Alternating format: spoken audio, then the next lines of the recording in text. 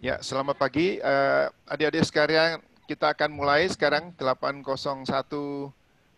di Indonesia, jam 8.01 malam di Amerika. Kita akan mulai distance learning oleh Ibu Dr. Rebecca LZ, wanita Sakaria dari Haurgelis ya.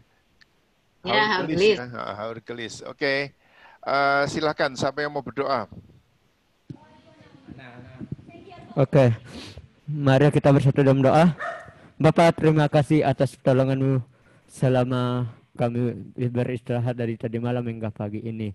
Dan sekarang kami akan memulaikan pelajaran kami. Engkau berkati Bu Rebecca yang telah mengajar kami, dan juga Engkau berkati kami yang telah mendengarkannya. Tuhan, Engkau berkati seluruh alat yang telah kami pakai. Semoga lancar sampai hingga selesai nanti Tuhan. Terima kasih Tuhan, terima kasih Yesus atas pertolongan-Mu. Dalam nama Tuhan Yesus kami berdoa ucap syukur. Haleluya. Amin. Amin. Amin. Puji Tuhan. Seperti janji saya minggu kemarin, hari ini kita akan bicara soal malaikat ya. Siapa yang udah pernah melihat malaikat di sini? Ada? Belum pernah. Belum Bu. pernah.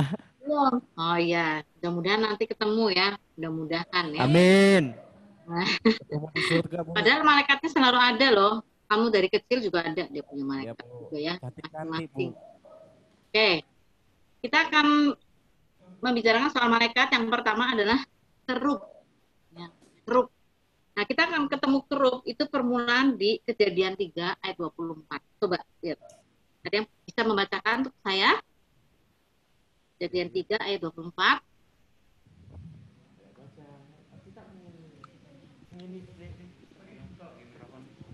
Kejadian 3 ayat 24. Ya. Ia menghalau manusia itu, dan di sebelah timur Taman Eden ditempatkannya lah beberapa kerub dengan pedang yang bernyala-nyala dan menyambar-nyambar untuk menjaga jalan ke pohon kehidupan. Oke ya.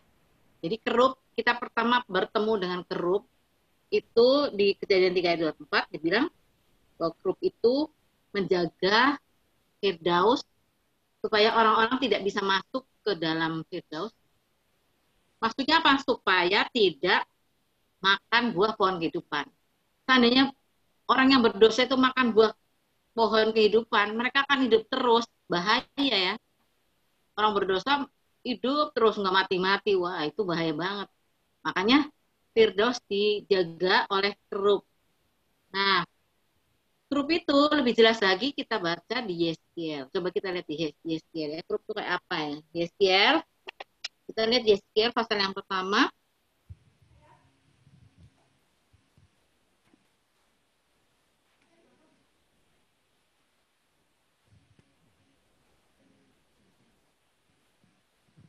Yeskiel pasal yang pertama, udah ketemu?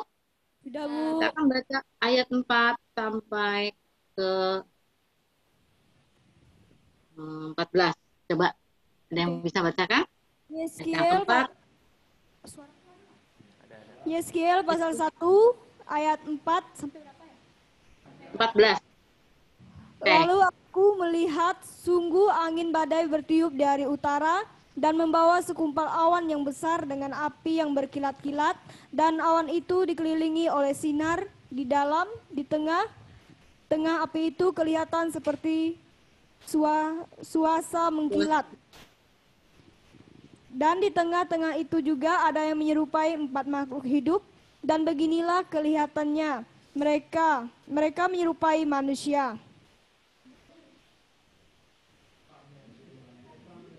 Terus? Tetapi masing-masing punya 4 muka, dan pada masing-masing ada pula 4 sayap.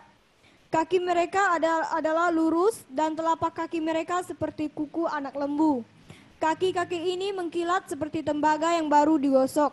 Pada keempat sisi mereka di bawah sayap-sayapnya tampak tangan manusia mengenai muka, dan sayap mereka berempat adalah begini.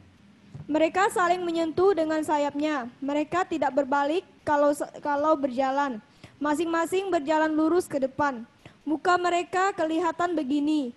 Keempatnya mempunyai muka manusia di depan, muka singa di sebelah kanan, muka lembu di sebelah kiri, dan muka Raja Wali di belakang. Sayap-sayap mereka dikembangkan ke atas, mereka saling menyentuh dengan sepasang sayapnya, dan sepasang sayap yang lain menutupi badan mereka. Masing-masing berjalan lurus ke depan, ke arah mana roh itu hendak pergi. Kesanalah mereka pergi, mereka tidak berbalik kalau berjalan. Di tengah makhluk-makhluk hidup itu kelihatan seperti bara api yang menyala, seperti suluh yang bergerak kian kemari di antara makhluk-makhluk hidup itu. Dan api itu bersinar, sedang dari api itu kilat sabung menyambung. Makhluk-makhluk hidup itu terbang ke sana kemari seperti kilat. Amin. Oke ya. Jadi kerup itu dia penjaga tahta Tuhan, tahta Bapa, dan dia punya berapa sayap kalau dilihat di sini?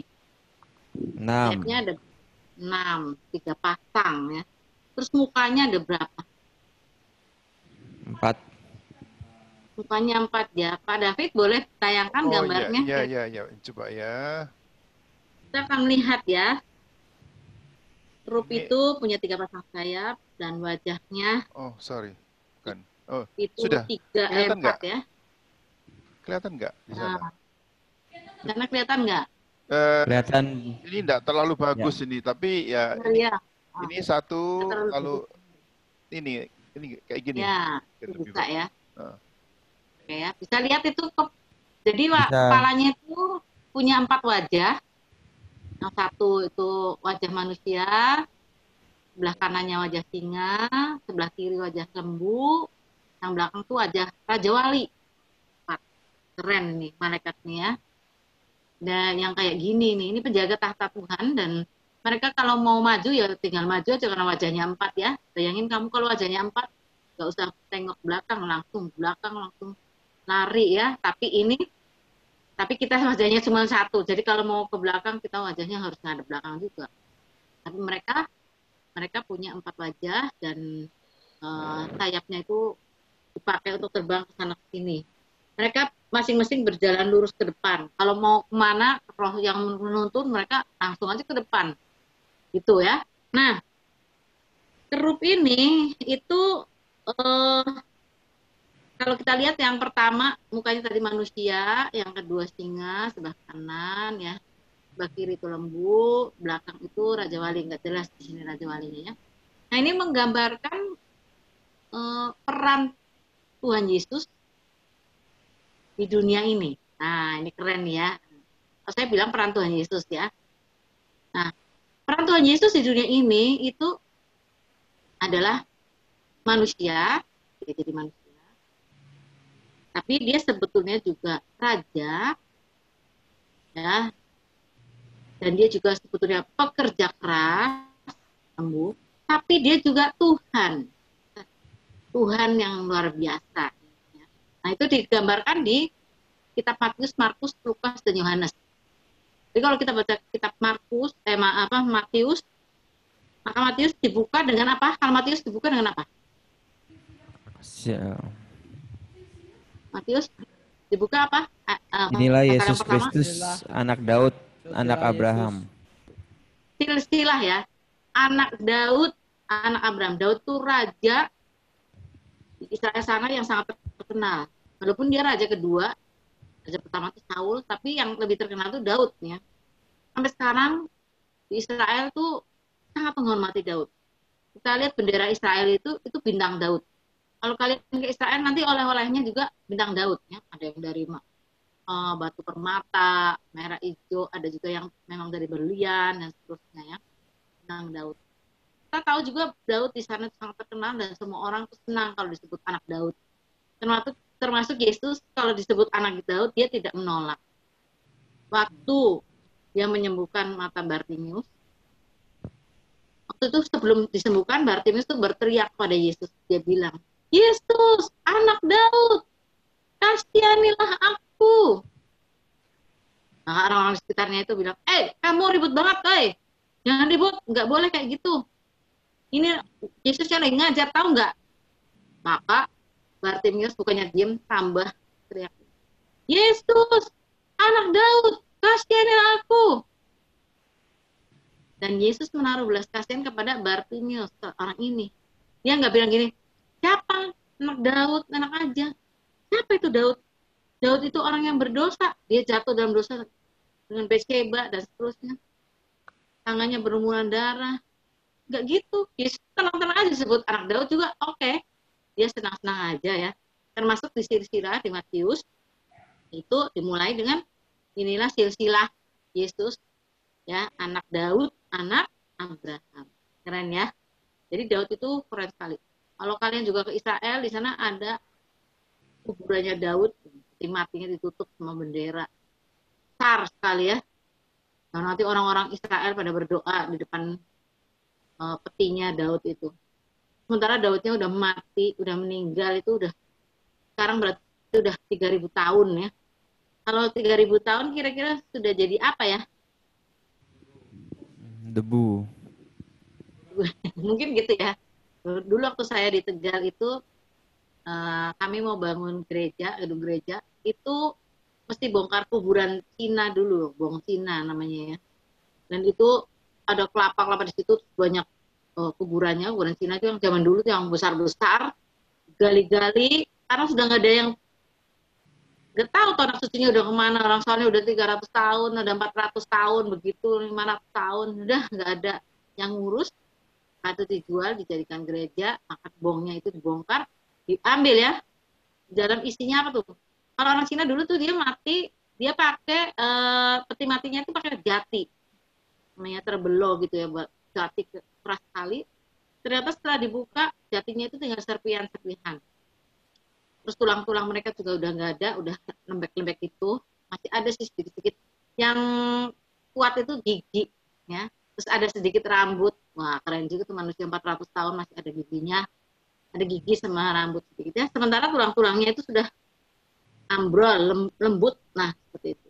Oke. Jadi sekarang kita balik lagi ke Matius. Matius membuka dengan silsilah raja. Dia mau bilang sama orang Yahudi, Matius itu menulis untuk orang Yahudi, dia bilang, ini loh, Yesus. Yesus itu raja, kamu tahu nggak? Keturunan Daud. Raja, kamu harus tahu, kamu harus menghormati dia karena dia adalah raja. Maka raja itu digambarkan sebagai muka yang singa ya, singa.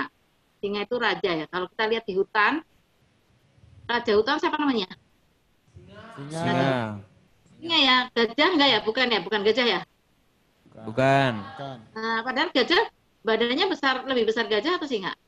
Gajah. Besar Nah gajah. itu besar gajah, tapi gajah takut sama singa. Begitu singa mengaum, gajah juga istilah orang Jawa tuh ngeper ya, takut dia ya. Nah, jadi kalau dibilang raja itu digambarkan dengan muka singa, maka Matius digambarkan sebagai singa ya.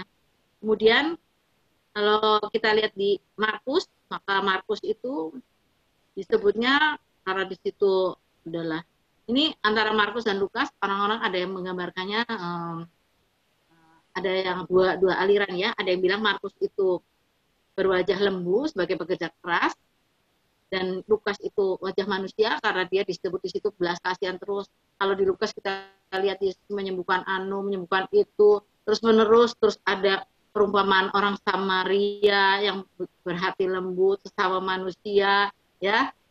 Kemudian di Lukas kita juga baca banyak tentang Tuhan Yesus yang begitu lembut hati menolong orang-orang miskin. Jadi Markus itu digambarkan sebagai lembu pekerja keras. Kalau lembu itu pekerja keras, sejak dia mulai. Coba lihat lembu ya. Lembu itu tenaganya dipakai ya. Susunya diambil, dagingnya dimakan. Terus apa lagi? Tenaganya ya, tadi udah tenaganya udah ya, susunya, dagingnya dimakan, kulitnya diambil juga manusia tuh ya, mengambil semua dari lembu, dan lembunya tuh tidak mengeluh. Sudah kalau di peternakan sapi om saya tuh dulu, sekarang juga masih ada ya di Semarang tuh, itu susunya tuh sampai kental sekali ya, mereka dikasih makan yang sehat. Benar sekali, saya dulu waktu kecil suka pagi-pagi jam 4 gua ngambil susu ya, karena oma saya jualan susu Semarang. Maka di situ nanti sapi-sapi diperas susunya. Nah, setelah mereka udah tua, nah itu kasihannya dipotong. Ya. Udah menghasilkan susu dipotong. Jadi emang betul-betul Markus itu menggambarkan Tuhan itu seperti lembu, dia kerja keras, udah kerja keras dipotong gitu ya, kasihan banget ya, disalibkan. Nah, seperti itu. Itu menggambarkan lembu. Sementara Lukas itu menggambarkan kemanusiaan Yesus. Manusia tadi saya sudah bilang, kasihan. Kemudian Yohanes, coba kita lihat kalau Yohanes itu pasal 1 bunyinya apa ya? Yang pasal 1 yang pertama. Pada mulanya Sampai- adalah firman. Nah, terus Firman itu bersama-sama dengan Allah dan firman itu adalah Allah. hebat ya. Dan ayat 14-nya, dan firman itu telah menjadi manusia ya.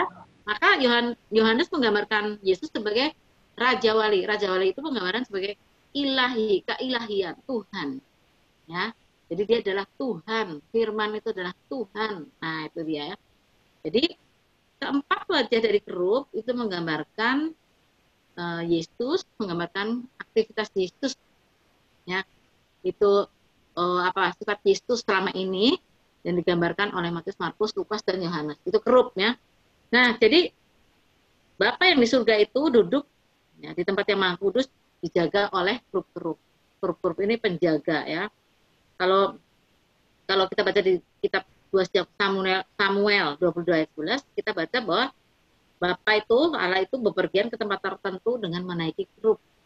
Nah, jadi ada naikannya ya. Oke ya.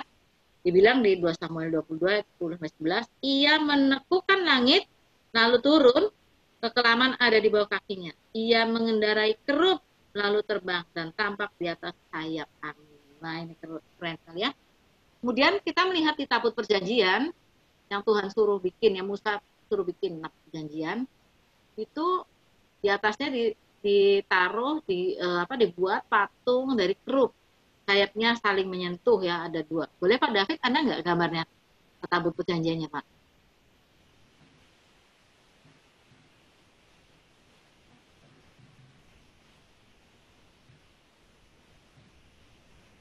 Nah, ini kita lihat ya tabut perjanjian ini ya. Ini sampai sekarang belum ditemukan ya, nggak tahu. Ada yang bilang udah ketemu, nggak tahu juga tuh. Kayaknya sih belum ketemu ya. Ini digambarkan adalah malaikat kerup ini menjaga tabut perjanjian. Di tabut perjanjian ini, ditempatkan di kemah tabernakel itu, di tempat yang namanya ruang Maha Kudus. Nah, di ruang Maha Kudus ini tempat Tuhan bersemayam. Jadi kalau di padang pasir itu 40 tahun, mereka itu disertai oleh awan pada siang hari dan kemudian api pada malam hari. Itu tanda kehadiran Tuhan di tengah-tengah mereka. Itu adanya di atas kerup ya, di tempat tabut perjanjian ini. Nah, kita lihat Tuhan Yesus itu ya. Kita harus tahu bahwa yang sebetulnya yang menyertai orang di padang pasir itu Tuhan Yesus.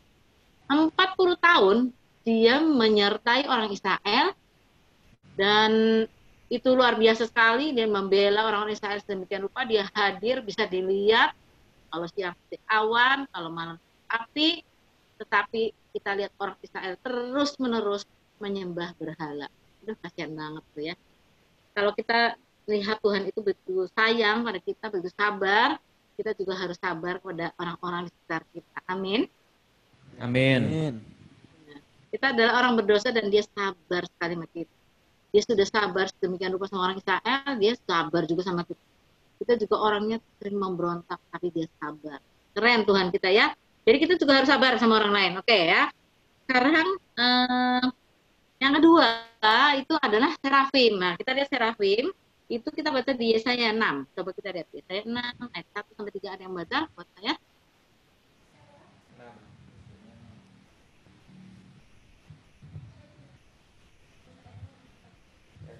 Serafim ya. Yesaya 6 ayat 1-3.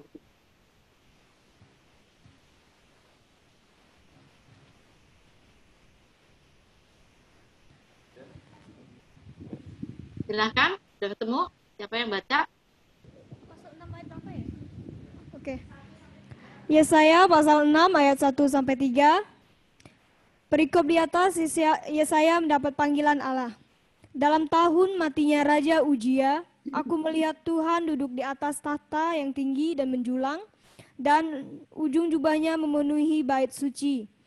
Para serafin berdiri di sebelah atasnya, masing-masing punyai 6 sayap. 2 sayap dipakai untuk menutupi muka mereka, 2 sayap dipakai untuk menutupi kaki mereka, dan 2 sayap dipakai untuk melayang-layang. Dan mereka berseru seorang kepada seorang, katanya, Kudus, kudus, kuduslah Tuhan semesta alam, seluruh bumi penuh kemuliaannya. Amin. Oke ya. Serafim adalah jenis malaikat lain yang sering digunakan oleh Allah. Nah, serafim itu artinya bernyala-nyala atau berapi-api. Nah, kita lihat di kitab Yesaya ini bahwa serafim itu mengambil bara api dari mezbah kemudian menyentuhkan pada mulut Yesaya ya. Tuh, karena waktu itu Yesaya melihat Tuhan dan dia merasa gak layak ya, dia merasa najis bibir. Nah, dia dikuduskan oleh utusan Tuhan tadi, sehingga dia boleh kudus untuk menyampaikan berita. Nah, serafim ini dia punya 6 sayap, 2 dipakai untuk melayang, 2 dipakai untuk menutupi muka, dan 2 dipakai untuk menutupi kaki. Nah, saya tanya sama kalian ya, kalian bayangkan di malaikat ini ya, kenapa sih kok ada yang menutup muka, ada yang menutup kaki, coba. Kira-kira gimana? Kalau saya untuk terbang mungkin kalian ngerti, oh iya untuk terbang. Kok ada yang buat tutup muka, ada yang nutup kaki, kenapa? Karena karena dia nutup muka itu, Bu, karena dia nggak layak untuk melihat muka Allah, Bu. Gitu ya. Ya, karena kita Nah, kan orang berdosa nggak layak melihat mukanya, Bu. oh gitu ya. Ya. Terus, Oke, ada. Terus?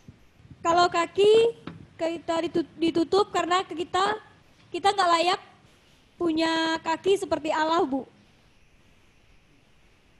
Gitu. Oke, ada pendapat lain? Mungkin ada? Coba para murid ada pendapat lain? Kita tampung ya, karena tidak merasa layak ya. Oke, lagi. Ada pendapat lain?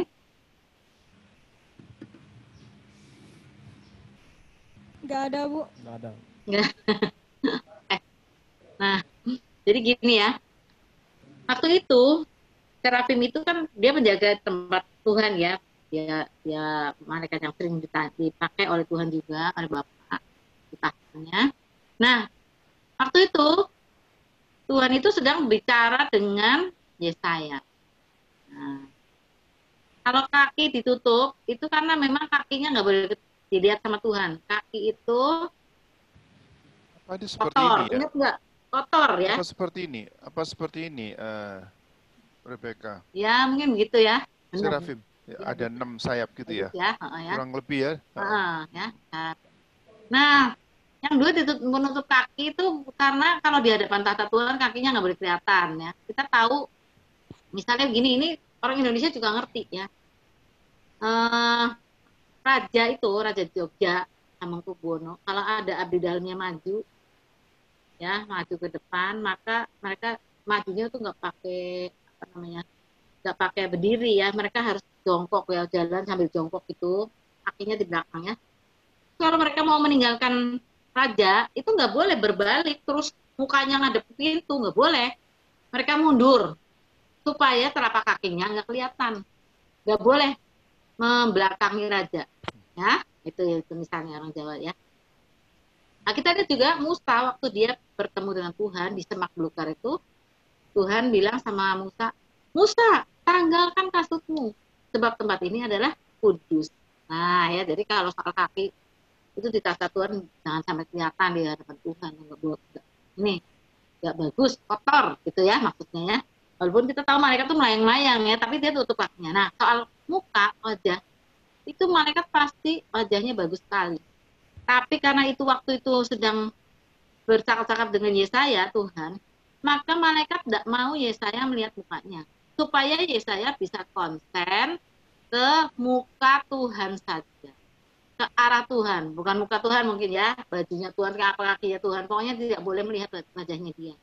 Soalnya kalau wajah Tuhan mungkin Bapak yang ini, saya berpikir kalau Bapak memang wajahnya bersinar sekali seperti matahari terik. Yesus juga seperti itu, kalau kita lihat penampilan Yesus di Wahyu pasal 1, maka dia punya wajah yang seperti matahari terik. Jadi susah dilihatnya ya. Tapi kalau malaikat dia walaupun bersinar kita masih bisa lihat. Maka malaikat itu menutup mukanya supaya Yesaya nggak ngeliatin dia. Mukanya malaikat itu ganteng banget.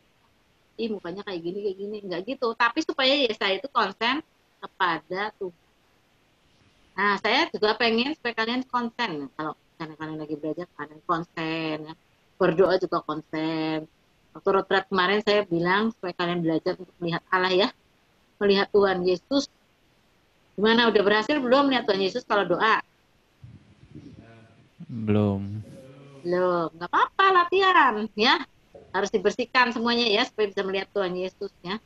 Nanti kapan-kapan kalian melihat malaikat juga. Nah, ini serafim. Nah, sekarang masih ada beberapa jenis malaikat lainnya. Tapi itu nggak jelas ditulisnya di Alkitab. Kayak misalnya Gabriel.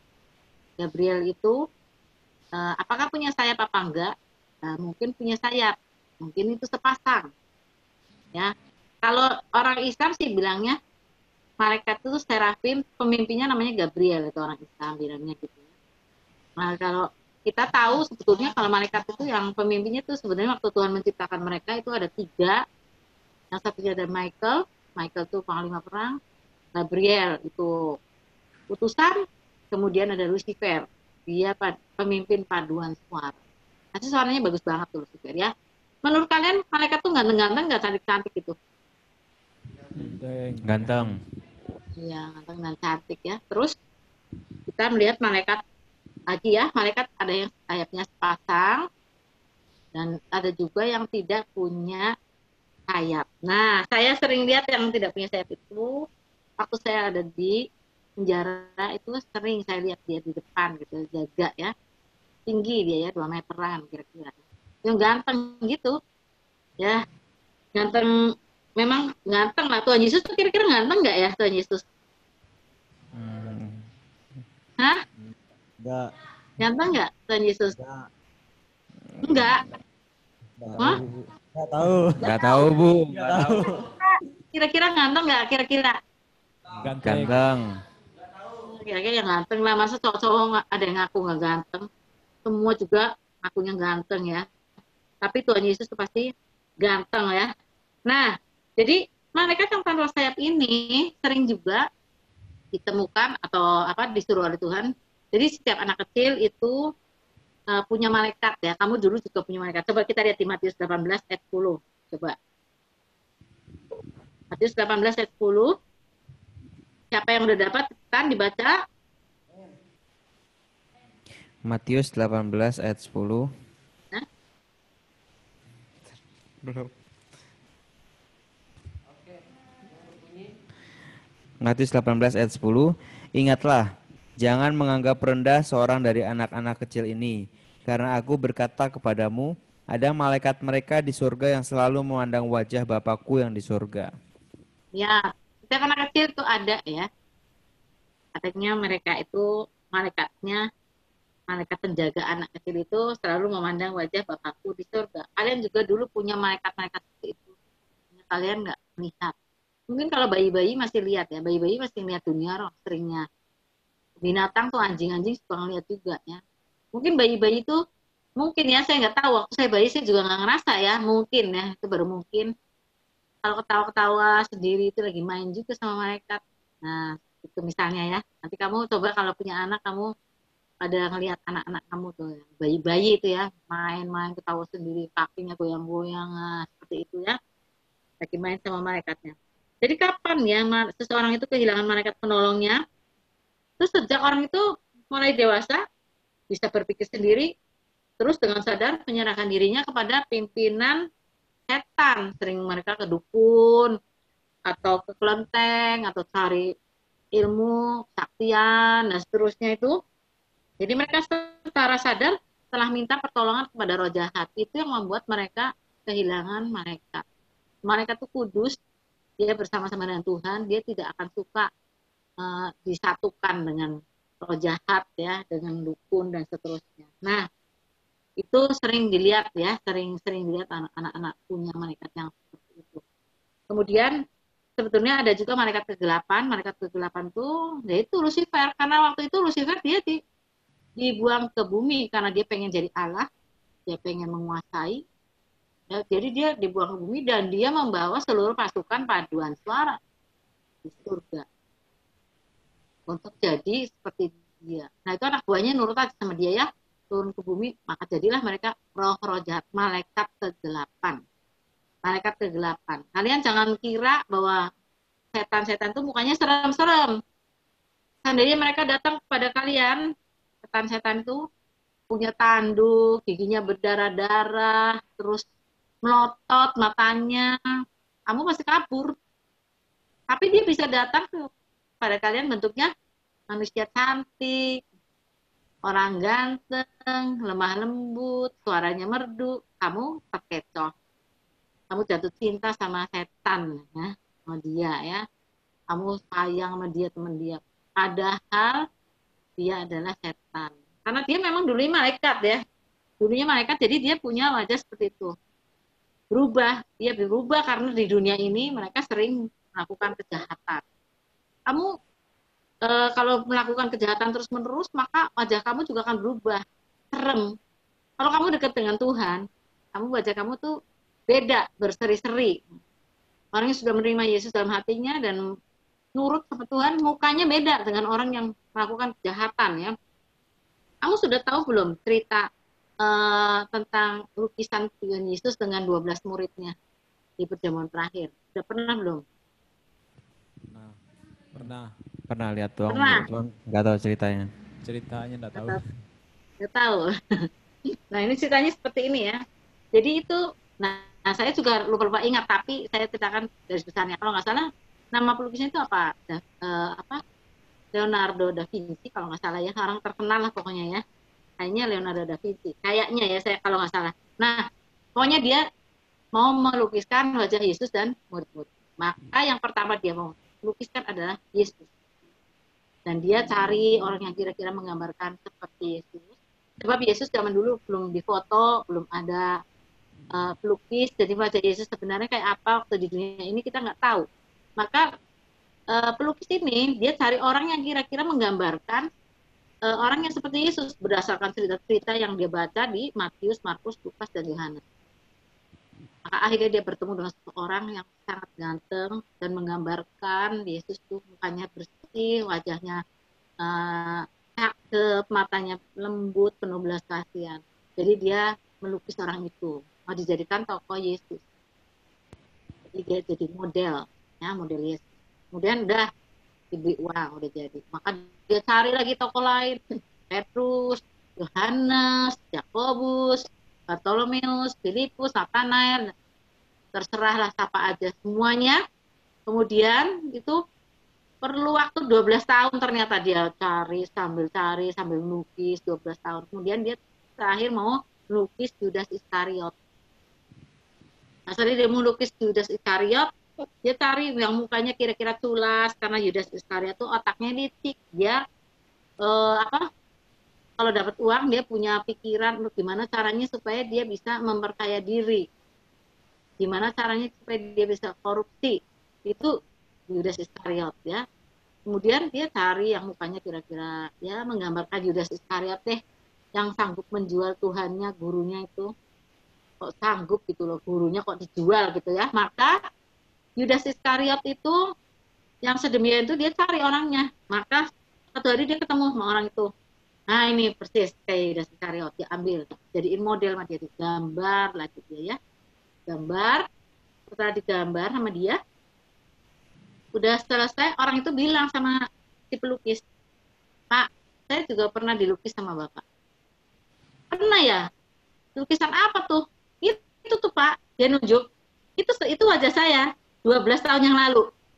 Wajah siapa? Wajah Tuhan Yesus Kristus.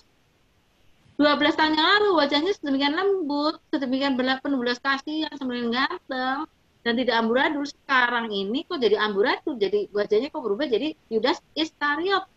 Selama 12 tahun ini berganti seperti itu. Coba sekarang kamu ya, kalau kamu ada dalam Tuhan, coba ingat ya, kalau kita ada dalam Tuhan itu wajah berseri-seri. Ingat Musa. Musa itu Dia bercakap-cakap dengan Tuhan setiap hari, dia bercakap-cakap dengan Tuhan muka dengan muka istilahnya, dan kita melihat bahwa dia nggak perlu kacamata, dia tetap kuat, dia luar biasa, dan wajahnya itu bersinar, kerennya tuh bersinar sampai harus ditutup supaya itu orang saya nggak ini ditutupnya, ini bukan buat gaya-gayaan ya, ditutup ini, ditutup sana supaya apa, orang Israel itu nggak silau karena dia wajahnya itu bersinar banget, awet muda seperti itu ya, jadi luar biasa. Nah, jadi kalau kalian ada dalam Tuhan, kalian akan terpancar, Tuhan itu akan terpancar, Yesus itu akan terpancar dari dalam tubuh kamu, dari dalam jiwa kamu, maka wajah kamu, wajah kalian itu juga akan berseri-seri, akan awet muda, akan bagus sekali, akan penuh belas kasihan, ya, matanya juga beda, ya, seperti itu. Nah, jadi malaikat kegelapan ya, tadi saya bicara soal malaikat kegelapan. Malaikat kegelapan itu, Lucifer itu penampilannya seperti Yesus. Hati-hati, Lucifer itu pemimpin malaikat itu, pemimpin paduan suara itu, dia jangan dipikir-pikir mukanya serem ya. Dia enggak, dia malaikat hebat ya. Ada yang sudah bertemu dengan Lucifer, saya sendiri belum ya. Dia menggambarkan bahwa Lucifer itu jubahnya ya putih, pakai ikat pinggang emas, coba, sepatunya emas, rambutnya iker, ganteng sekali, tangannya halus, karena dia penyanyi dan penari, tangannya halus ya. Ganteng sekali, cuman beda mata saja ya, matanya galak, matanya mata setan namanya juga ya. Dengan Yesus matanya lembut, penuh kasih, Lucifer matanya serem. Nah, karena dia penampilannya seperti itu, kita bisa nggak tertipu sama Lucifer? Bisa nggak? Bisa. Sangat bisa ya. Ada penginjil India namanya Sadhu Sundar Singh. Pada suatu hari dia masuk hutan, dia ketemu sama ini Lucifer. Dia sudah mau menyembah. Dipikirnya Yesus, dia mau menyembah, terus dia lihat matanya. Wih, matanya sama, ini bukan. Roh Kudus mengingatkan dia di hati ini bukan. Jangan menyembah Lucifer. Ini Lucifer, bukan Yesus. Mirip sekali penampilannya. Kalau kamu tidak kenal Yesus, kamu bisa ditipu sama Lucifer karena penampilannya mirip. Sekarang kita lihat malaikat Tuhan di Perjanjian Lama ya. Perjanjian Lama kita bertemu dengan Tuhan, kita nggak usah baca itunya ya, kalau baca jadi lama banget. Pada suatu hari Abraham sedang duduk di kemahnya dan dia melihat ada 3 orang datang pada dia, dan kemudian dia melihat dan dia mengenali itu adalah Tuhan dan 2 malaikat, tapi penampilannya seperti orang ya, tapi Abraham kenal karena dia langsung menyongsong tamu itu, sujud kepada tamu itu, disuruh masuk ke rumahnya, dipotongkan sapi muda, bikin masakan, suruh makan. Itu adalah Yesus. Dan Yesus Perjanjian Lama ya. Di Perjanjian Lama nggak ada tulisannya Yesus loh. Tapi itu disebutnya malaikat Tuhan ya. Kalau kita baca di Perjanjian Lama, ada M besar, T besar, itu malaikat Tuhan itu adalah Yesus. Yang suka datang ke dunia itu Yesus. Ya, yang suka menjadi manusia yang penampilannya seperti itu namanya Yesus. Nah, jadi Abraham melihat Yesus dan 2 malaikat. Kemudian 2 malaikatnya itu pergi ke Sodom dan Gomora, sementara Yesus bercakap-cakap dengan Abraham, tawar-menawar. Nah, itu disebutnya ada malaikat Tuhan yang ke Lot ya. Malaikat Tuhan itu ganteng sekali. Kalau kita baca di kitab Kejadian itu, waktu malaikat Tuhan datang 2 itu masuk ke Sodom dan Gomora, dia diterima oleh Lot. Lot itu duduk di pintu gerbang ya. Kalau duduk di pintu gerbang, dia berarti tua-tuanya kota itu, sayangnya jadi tua-tua kota tapi tidak berpengaruh, tidak memengaruhi orang-orang di kota itu supaya menyembah Tuhan. Malahan kalau kita baca anaknya juga kayaknya ikut-ikutan gitu ya, sampai dia anak 2 itu memberi minum bapaknya, mabuk dan seterusnya sampai tidur sama bapaknya. Itu kan perbuatannya Sodom dan Gomora ya. Nah, kita lihat malaikat itu masuk ke rumahnya Lot, kemudian para lelaki, kalau nggak percaya baca sendiri ya, para lelaki di kota itu mengepung rumah Lot. Dia bilang, Lot, keluarkan itu tamu kamu. Kami mau pakai dia. Kalau istilahnya Alkitab itu sopan, pakainya pakai dia. Tapi kalau bahasa Inggris lebih gamblang. Kami mau nge-seks sama dia. Oh, itu homo-homo itu. Dia lihat malaikat ganteng kayak gitu. Ada orang baru ganteng. Saya mau nge-seks sama dia. Mereka mau bikin malaikat itu ngesek sama mereka. Sampai lo bilang, jangan, ini tamu saya. Kamu mau nggak anak saya yang perempuan 2? Enggak, kami maunya yang itu. Wah, itu pasti saking gantengnya ya, sampai orang-orang Sodom dan Gomora itu tergila-gila gitu ya. Mau ngesek sama malaikat. Nah, seperti itu. Itu misalnya mereka di Perjanjian Lama ya, misalnya seperti itu. Kalau kita lihat di perang Yeriko, sebelum perang dengan Yeriko, Yosua didatangi juga oleh orang yang disebut Panglima Bala Tentara Tuhan. Nah, itu adalah Yesus. Ya. Yesus atau memang Panglima Bala Tentara Tuhan Michael. Tapi saya lebih setuju Yesus karena Yosua menyembah dia, ya. Nah, sujudlah Yosua dengan mukanya ke tanah, menyembah dan berkata padanya.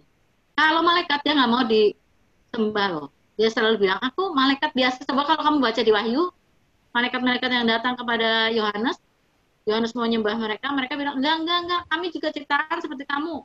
Kami nggak mau disembah. Sembahlah hanya Allah saja. Nah, itu seperti itu ya. Jadi itu misalnya. Kemudian kita melihat Gideon juga itu ada Tuhan. Itu kalau M-nya besar, T-nya besar berarti Yesus. Ya. Kemudian kalau minggu kemarin saya sudah cerita tentang Elisa dan Raja Aram. Waktu pembantunya itu bilang, Elisa ini gimana, kita dikepung. Maka Elisa bilang, tenang. Yang menyertai kita jauh lebih banyak. Masa sih Pak Elisa? Iya. Terus Elisa berdoa, Tuhan, selikanlah mata bujangku ini. Maka ketika matanya terbuka, dia bisa melihat dunia roh, dia melihat malaikat-malaikat dan seluruh pasukan surga itu sedang mengelilingi tempat mereka. Jadi si bujang itu nggak takut lagi. Jadi dia melihat Tuhan, melihat malaikat ya. Nah, sekarang di Perjanjian Baru, di Perjanjian Baru ada Gabriel datang kepada Maria. Ya, Gabriel juga datang kepada Zakaria. Gabriel datang juga kepada Yusuf. Itu malaikat. Kemudian waktu Tuhan Yesus dicobai, ada setelah dicobai oleh iblis di padang gurun setelah puasa 40 hari 40 malam, maka dia dilayani oleh malaikat-malaikat. Kemudian kita baca Petrus yang di penjara itu dilepaskan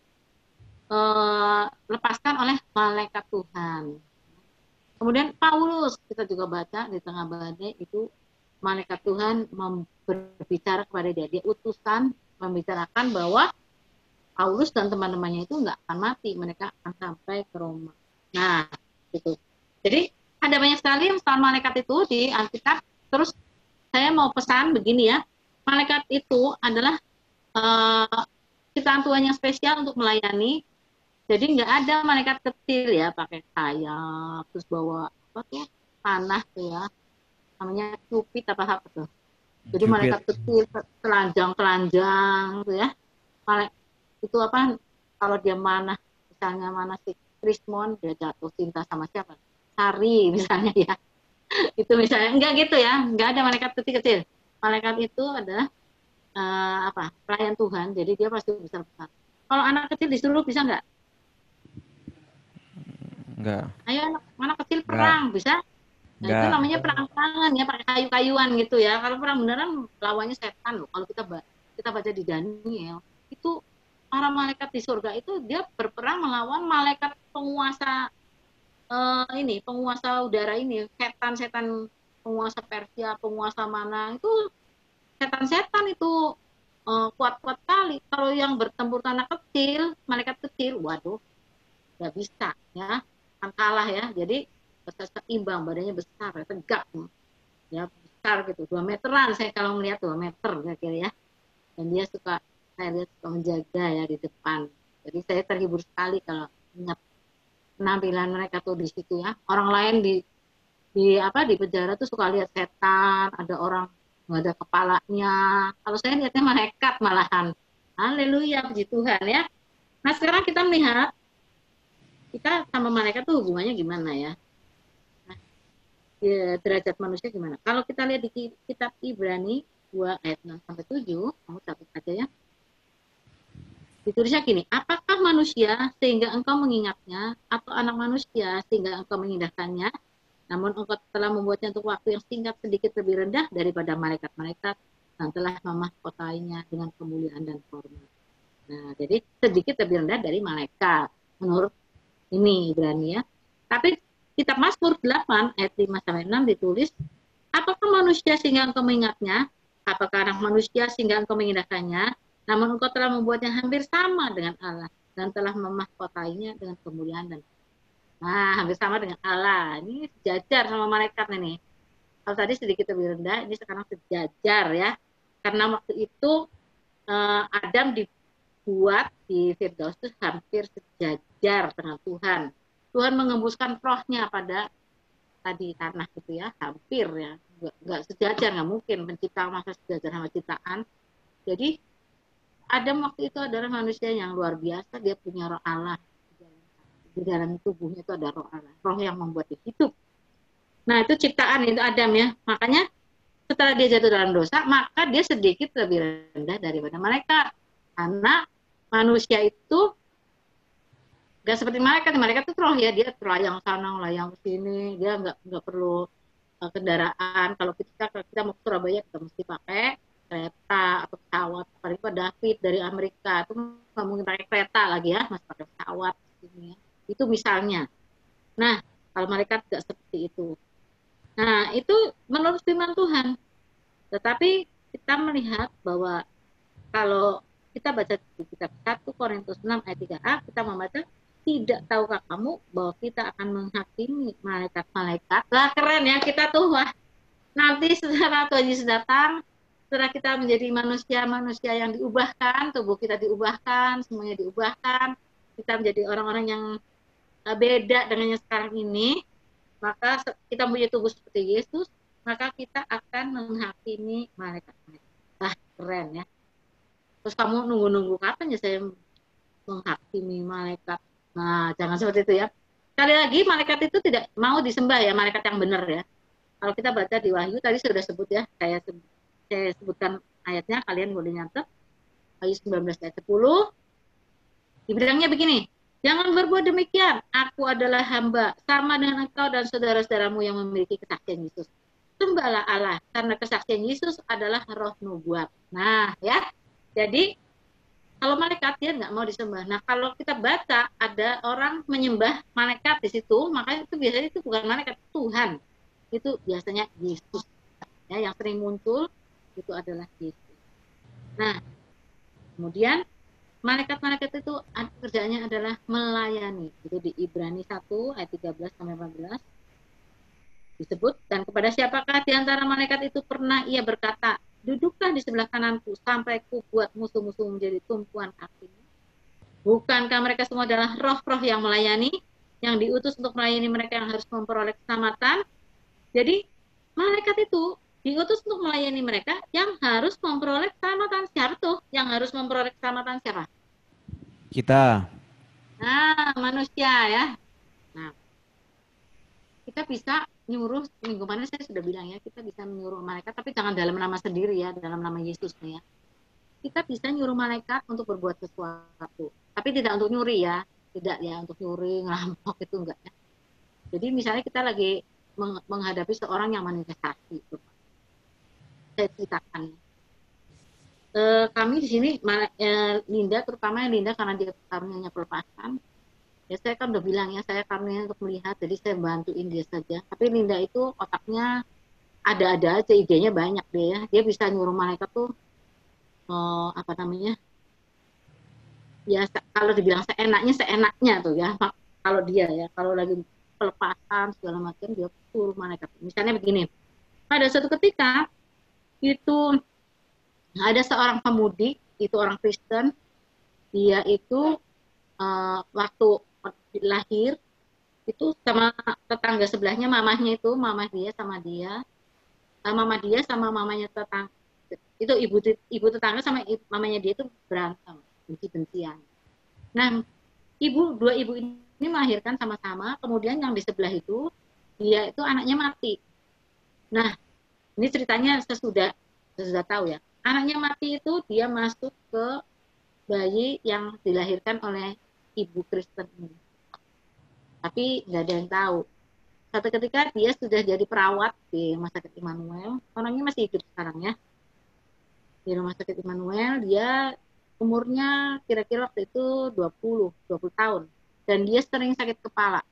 Karena dia perawat, dia periksa-periksa oleh dokter-dokter, ternyata dia ada tumor otak kepala.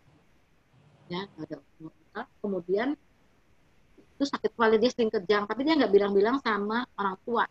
Satu hari dia bilang sama kami di sini, dia bilang sama Linda, sih saya mau lepasan lah, sering sakit kepala. Ya udah.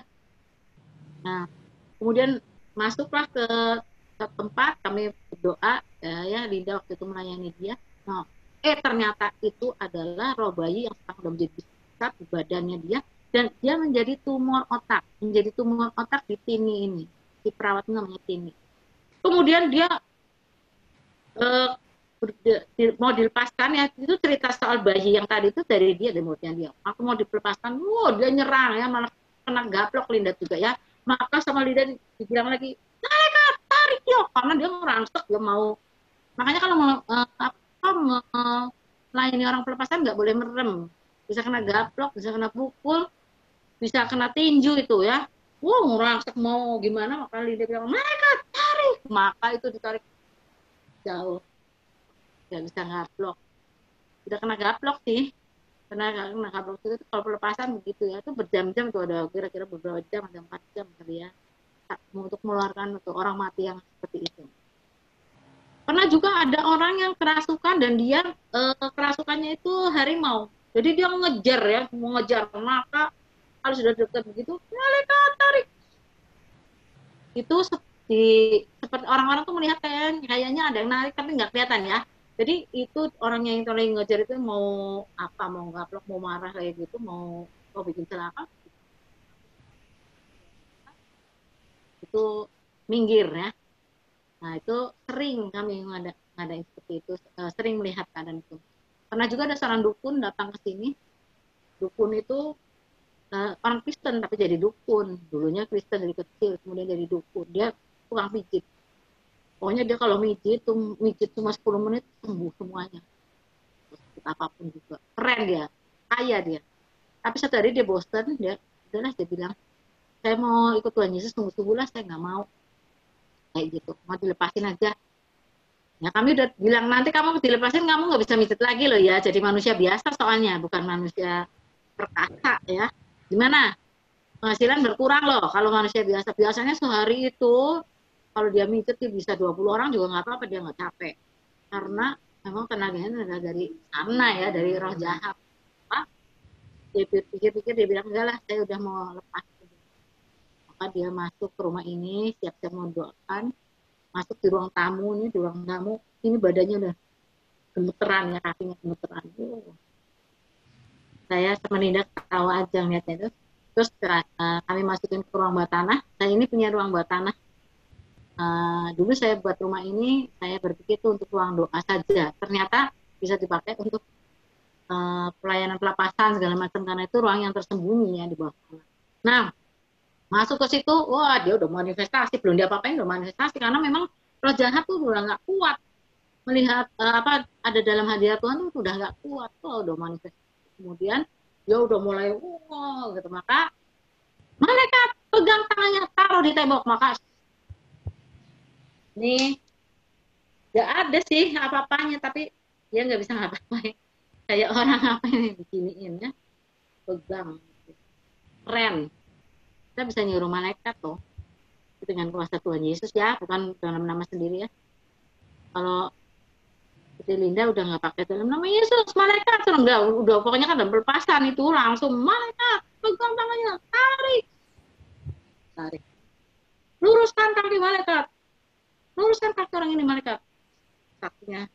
Jadi kita lebih gampang untuk melepaskan dia.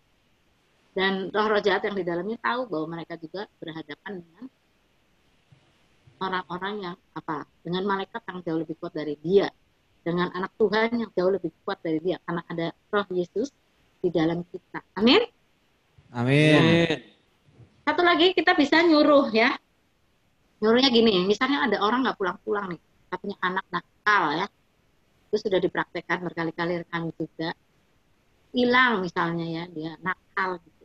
Kita berdoa seperti ini, Tuhan, saya akan menyuruh malaikat Tuhan. Nah, sekarang malaikat temukan anak itu ya, namanya siapa misalnya, namanya Eko misalnya. Di situ ada yang Eko nggak?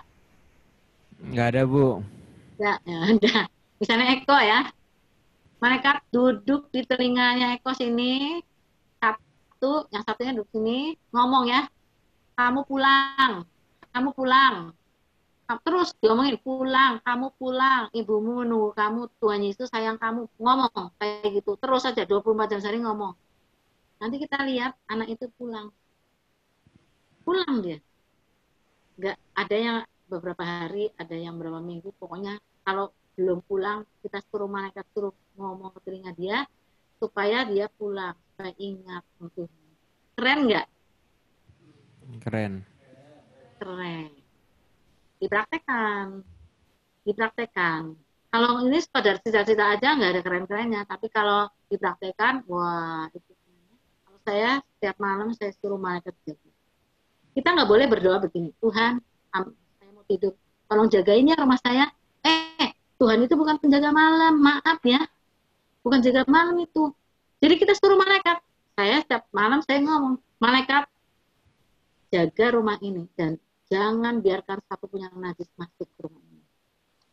Nah, itu dijaga sama malaikat. Saya sering lihat malaikat dari dapur, ada yang di garasi. Kita lihat situ ya, mereka ada di sekeliling kita ini malaikat-malaikat. Malaikat di surga itu banyak loh. Jadi bisa disuruh-suruh, kurang kerjaan saya bilang juga. Orang-orang Kristennya nggak tahu sih kalau punya kuasa untuk nyuruh malaikat tuh ya, minta bantuan mereka ya.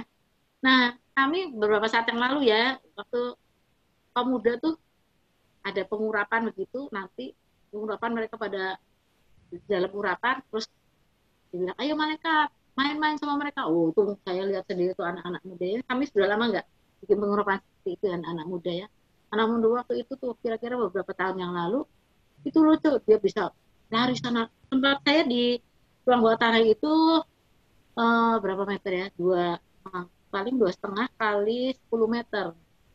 2,5 kali 10 meter. Nah itu anak-anak muda ada orang 10 kali loncat semua. Nggak ada yang tabrakan. Ada yang ketawa-ketawa, ada yang ketempel-ketempelan, ada yang main kelereng. Lucu loh. Anak-anak muda saya ngeliatin. Apa tidak? Lagi apa nih anak-anak tuh? Lagi main di taman saya bilang.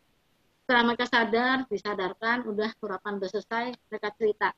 Mereka main di taman, ada yang main ketempelan, ada yang main petak umpet sama malaikat. Malaikatnya ada yang gemuk, ada yang kurus, ada yang langsing, ada yang ganteng, ada yang cantik. Coba, itu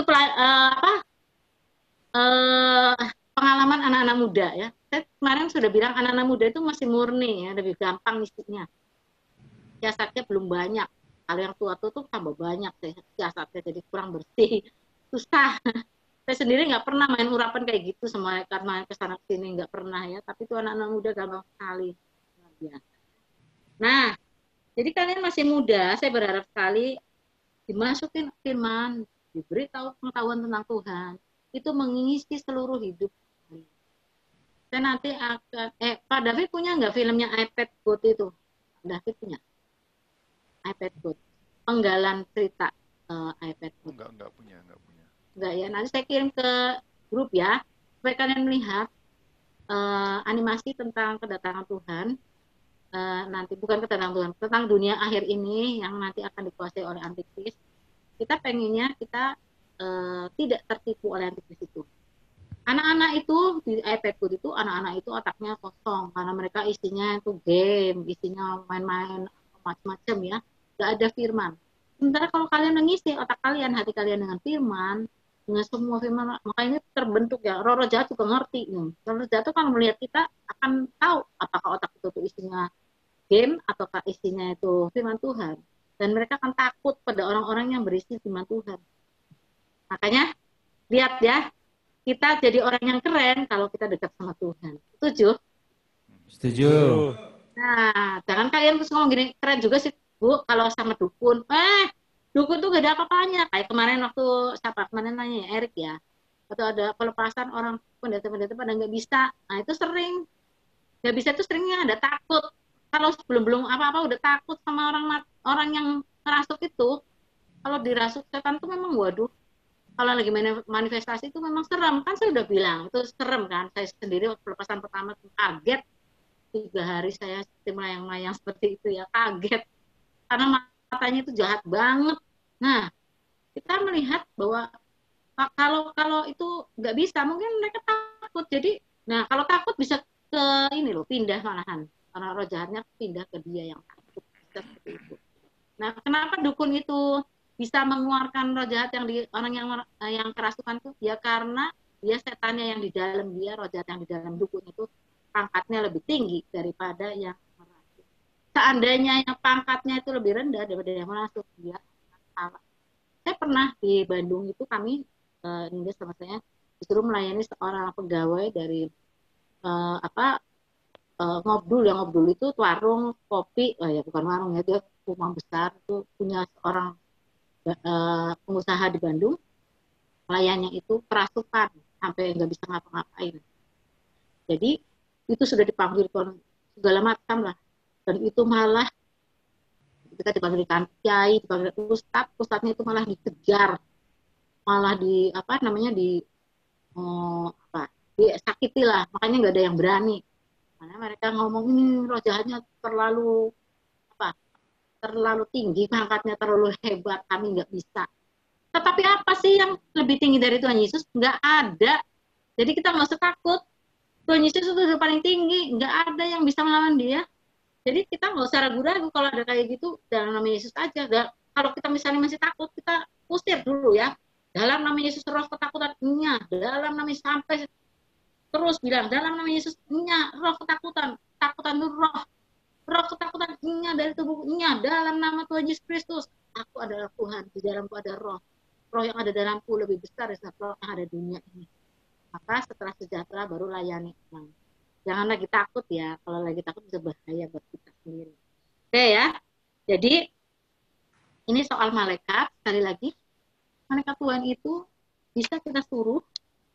Tapi ini bukan disuruh nyontek ya. Kamu jangan main-main ya. Nanti kalau ujian, malaikat kontekin dulu.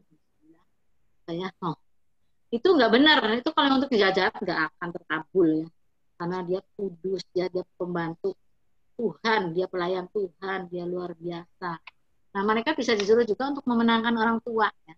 Kalau kita nginjili, atau kita nginjili orang tua tuh nggak masuk-masuk, orang tua kita masih nggak bertobat, kita suruh malaikat Tuhan.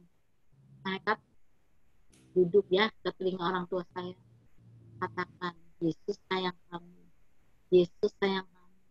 Yesus mati buat kamu. Itu bisa. Ya. Oke ya. Jadi seperti itu. Ada pertanyaan soal malaikat? Kalau di Katolik kan Bu ada malaikat Rafael ya Bu. Ya. Kita sama nggak? Kita percaya juga atau berbeda Ibu? Nah, kalau malaikat Rafael itu kalau di Alkitab nggak ada ya. Maksudnya nggak ada namanya, kita nggak tahu. Yang ada di Alkitab itu ada 3. Mungkin ada, kurang jelas juga ya. Kayak misalnya malaikat jahat tuh ada yang namanya Abaddon, itu ada di Wahyu. Kalau misalnya di Alkitab ada namanya ya kita oke. Tapi kalau Itu Rafael namanya dari mana nggak itu tahu. Bu di Deuterokanonikanya Bu, tambahan di kitab Katolik. Nah, betul. Kalau Katolik dia ada Deuterokanonikanya ada ya. Ya kita ini aja lah. Nah, juga ya. Ya. Itu kita pegang Alkitab ya. ini aja. Apokrif ya. Ya. Ya, saya tahu itu Rafael. Mereka juga berdoa kepada Rafael loh. Kita boleh nggak berdoa kepada malaikat? Nggak, tidak boleh. Hati-hati ya, nggak boleh kita berdoa, Michael tolong lindungi saya. Nggak ada. Kita memerintah, malaikat Tuhan, aku perintahkan kalian di dalam nama Yesus Kristus menjaga rumah ini. Nah, seperti itu. Ya, misalnya kita juga mau di jalan, itu jangan bilang Tuhan sertai jalan kami supaya aman, sejahtera, dan lupa ya Tuhan ya. Dan gitu doanya ya. Kita bilang malaikat Tuhan, awal kami ke tempat yang kami tuju, kami berangkat sehat, pulang sehat, kami berangkat aman, pulang aman, gitu. Itu malaikat Tuhan yang disuruh ya. Terus sekali lagi kalau kebaktian ini sering nih kalau doain, Tuhan Engkau hadir di sini. Sebentar lagi Tuhannya disuruh, Tuhan percepatkanlah langkah orang yang mau datang ke gereja supaya mereka nggak telat. Nah Tuhannya apa nggak bingung? Kalau saya Tuhannya, tadi saya suruh di sini, sebentar lagi saya disuruh mempercepat langkah yang itu orang-orang. nggak benar itu doa seperti itu ya. Jangan ada keluar dari mulut kalian ngomong percepat angka orang-orang itu, nggak ada. Yang disuruh mempercepat itu malaikat. Malaikat suruh orang itu cepat-cepat datang. Jangan bilang Tuhan Yesus yang disuruh ya. Kita nggak boleh nyuruh-nyuruh Tuhan. Oh, masa kita nyuruh-nyuruh Tuhan?